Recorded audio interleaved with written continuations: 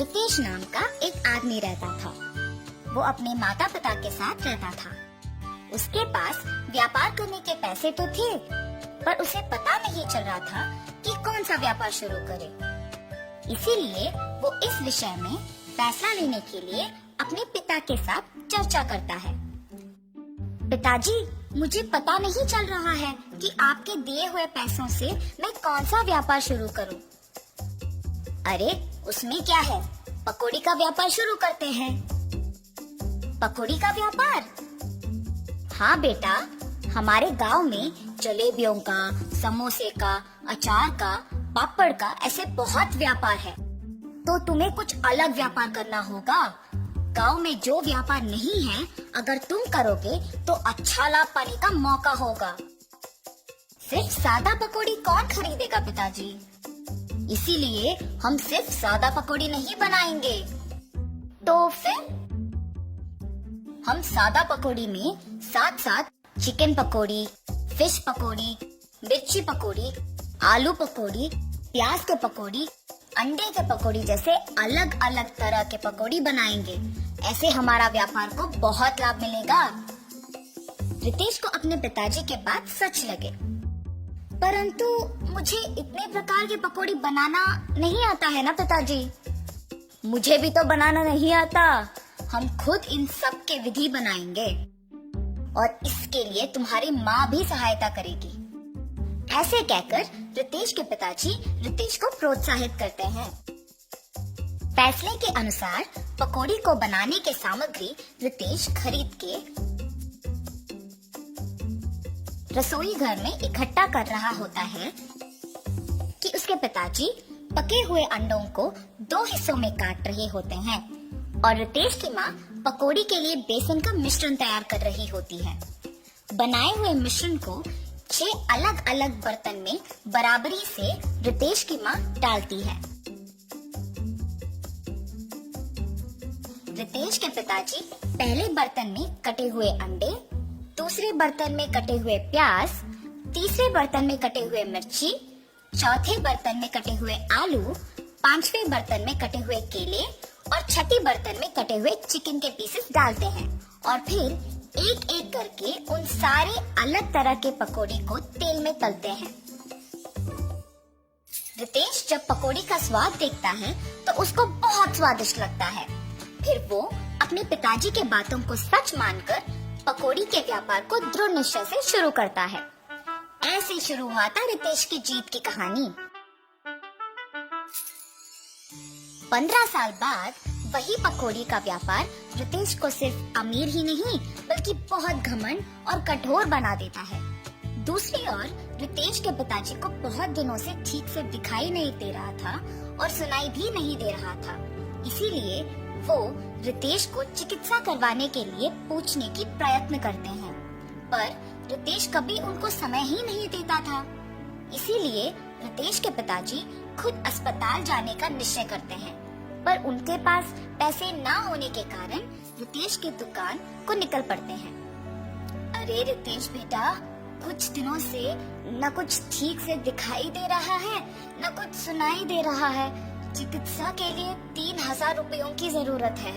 थोड़ा मदद करो ना बेटा। क्या 3000 रुपए? उतने पैसे तो मेरे पास नहीं हैं। पर बेटा, कल ही तो तुमने बहू को बताया था कि हर रोज तुम्हें 30,000 मिलते हैं। आप पहले यहाँ से चलिए, कह रहा हूँ ना पैसे नहीं है। और घर चले जाते हैं। घर पहुँचने के बाद चिकित्सा के पैसे मांगने रितेश के पास गया था, पर उसने ये कहकर भेज दिया कि उसके पास पैसे नहीं है। क्या 3000 के लिए उसने ऐसा कह दिया? व्यापार तो अच्छा चल रहा है ना। शायद उसको हमारा यहाँ रहना पसंद नहीं। बहू ने भी खाना सिर्फ उन दोनों के लिए बनाया है। मैंने हम दोनों के लिए खाना बनाया है।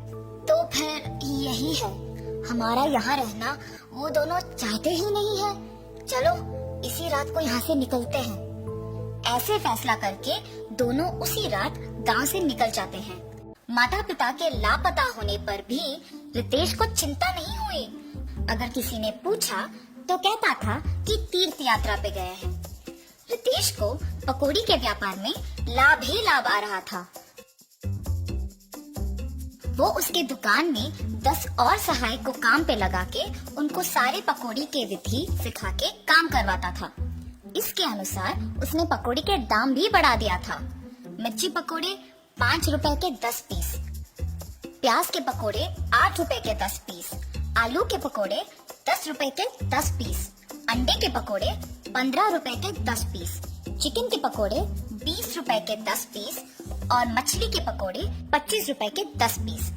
पकौड़ी का स्वादिष्ट होने पर लोग भी बहुत आते थे, जिसकी वजह से रितेश का दुकान हमेशा भीड़ से भरा और व्यस्त रहता था और दुकान का लाभ भी दुगना हो गया था।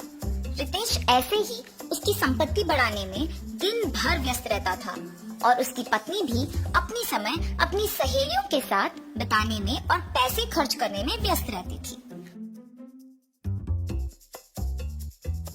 और उनके बच्चों के साथ भी ज्यादा वक्त नहीं बिताती थी। बच्चों के देखभाल के लिए एक ताई को रख के वो चली जाती थी।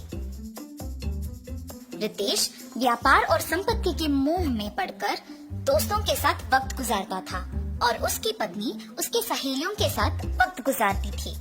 इस वजह से उनके बच्चे बहुत लापरवाही से पले बड़े। रितेश अपने बच्चों को अनुशासन से नहीं बड़ा कर पाया और अपनी बीवी को उसके शौक से दूर नहीं रख पाया। अब रितेश के साथ प्यार से 2 बातें करने के लिए भी कोई नहीं था। उस समय में उसको उसके माता पिता की बहुत याद आती है। मैं कितना मूर्ख हूँ, प्यार से देखभाल करने वाली माँ और जिस व्यापार को इतने जिम्मेदारी से देखभाल कर रहा हूँ उसका मार्गदर्शन करने वाले पिताजी को मैंने अनादर किया है। न जाने वो कहाँ हैं, क्या कर रहे होंगे। मैं तुरंत उनको ढूंढ के घर वापस लेके आता हूँ। रितेश अपने माता पिता को ढूंढने अपने कार में निकल जाता है। गांव में ढूंढते ढूंढते उसको अपने माता पिता गंदे फटे हुए कपड़ों में नजर आते हैं। ये देख रितेश भाग के उनके पास जाता है और कहता है, आप ऐसे कैसे? ये सब मेरा ही गलती है पिताजी, मुझे माफ कीजिए और कृपया मेरे साथ घर चलिए माँ। रितेश को अपने गलती का एहसास होता है और वो अपने माता पिता के साथ घर वापस आता है। अपनी पत्नी को बोलता है कि आज से जो भी होगा माँ के अनुसार होगा और व्यापार का सारा संपत्ति अपने पिताजी के हाथ कर देता है। रितेश सिर्फ सहायकों का और पकौड़ी के विधि का देखभाल करता है और उसकी पत्नी बच्चों का देखभाल और पढ़ाई का ध्यान रखती है। सुख संपत्ति और परिवार का प्यार पाके सब सदा खुश रहते हैं।